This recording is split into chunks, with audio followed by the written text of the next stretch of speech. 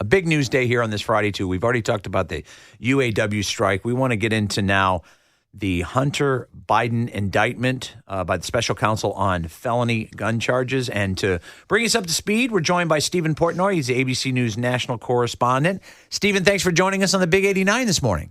Hey, good morning. It's good to be with you. Hey, thanks for joining us. So I think I think Hunter Biden might make more headlines than his dad. People talk about Hunter Biden all the time. And a lot of times it feels like, oh gosh, Hunter Biden again. But the special counsel indicted him on felony gun charges. Can you bring us up to speed on this case in particular and the sort of meat around it? Sure. I mean, this is a rather isolated matter, and it's pretty narrow, but it's part of a larger saga involving the president's son and the 5-year-long investigation that the Justice Department's been leading out of the U.S. Attorney's Office in Delaware. And why now? Well, it all came undone over the summer. This was supposed to be a plea agreement between Hunter Biden and prosecutors related to not just the felony gun charges that were ultimately brought yesterday, but in addition to this, tax violations. Hunter Biden was going to agree to plead guilty to 2 tax-related misdemeanors for failing to pay his taxes in 2017 and 2018 when he was on that now infamous bender that he has written about in his book and talked about publicly. He has since paid those taxes, but he's got to answer for his failure to do so at the time. So he was going to go into a plea agreement with prosecutors where he was going to plead guilty to those tax-related misdemeanors, and at the same time, prosecutors were going to agree to set aside the felony gun charges related to Hunter Biden's 2018 purchase of a Colt pistol at a time when he was a drug user, when he attested on the form that you fill out, the background check form, that he was not a drug user.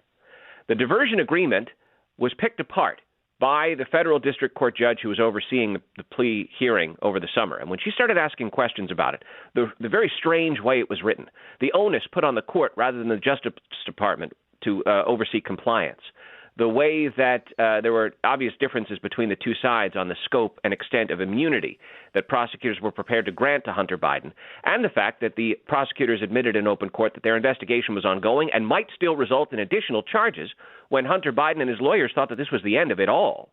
Well, that's when it all came undone. And now that the two sides are at impasse and Hunter Biden is on his heels from a defense standpoint, the prosecutors are moving forward with this. Now, the defense lawyers are saying this morning, telling ABC News, that they expect that these gun charges are, first of all, constitutionally dubious, and second of all, are likely to be dismissed before trial, probably on that basis. But in addition to that, the argument's being made that the prosecutor in Delaware, who's now a special counsel, David Weiss, is responding to the political pressure that's been applied to the Justice Department by congressional Republicans, who have argued for a long time now that Hunter Biden has committed a raft of crimes that he's been sheltered from, everything ranging from tax evasion to money laundering to failing to file properly with the Justice Department for his work on behalf of overseas state-owned entities is a violation of the Foreign Agents Registration Act, or FARA. Additional charges are certainly going to come because you have those 2 tax-related crimes that have not been resolved. I mean, Hunter Biden was ready to admit that he committed those 2 tax offenses. He's now got a not guilty plea on the record, but in some way that has to be addressed. I think Annie, our news anchor, has a question for you, Stephen. Well, thank you, Stephen. I'm fabulously intrigued by all of this. Again, it seems like you've been covering it in quite a lot of detail. I'm kind of curious. Let's look into the crystal ball, if you will, with me, Stephen, for a second. How does this impact President Biden's reelection and heading into 2024 and his campaign? I mean, how much of this is going to be clouded by what his son is going through and the charges? And again, as you talked about, this is not going to be the end of it by any stretch of the imagination. Well, it's certainly an unwelcome distraction for the White House. I mean, Rob made the point that Hunter Biden was much more in the news yesterday than his father. And, in as much as Republicans have really sunk their teeth into this idea that the Biden family enriched itself as a result of Hunter Biden trading on the family name, it is a distraction. And it is something that a number of voters, a number of Americans are thinking about.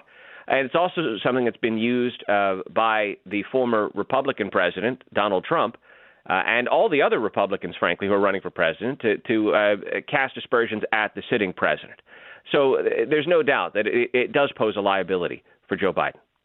So let me ask you this, though, because like Rob said, it's been more talked about than anything else. And Annie was like, okay, how is this going to impact the election?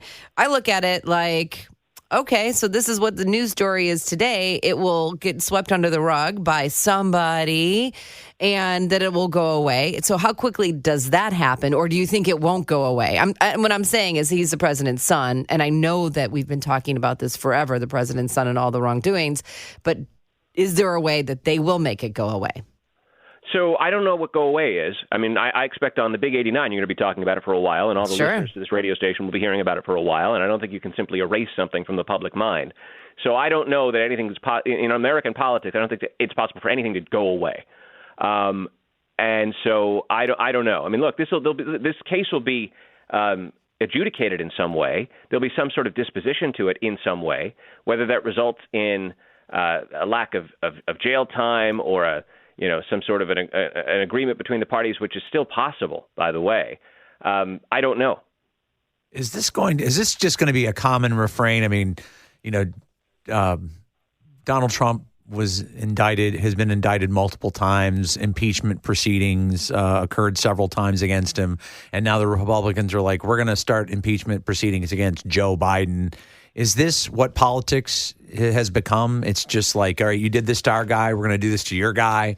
And there's the subtext of, the 2024 election is hanging over everybody's head as well. Is this what we can look forward to heading into election season?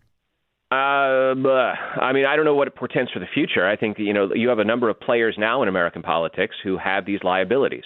And so, in as much as Hunter Biden is now accused of federal crimes, it's because a grand jury in Delaware believes that there's evidence he committed those crimes. And in the case of the former president, he was twice impeached because the House of Representatives believes that he committed high crimes. And so, look, to the extent that we're in an era right now where people who are either in office or have highest office or related to those in highest office may have done something wrong, and it's important for the system to flesh that out, maybe that's what it is. It's all fascinating, and it's also when Jane's asking, is the story going to go away? Hunter Biden's not going away. Nobody's going to let Hunter Biden, anything that he's doing, be overlooked. Would you agree with that? They're gonna amplify every wrongdoing or perceived wrongdoing that occurs.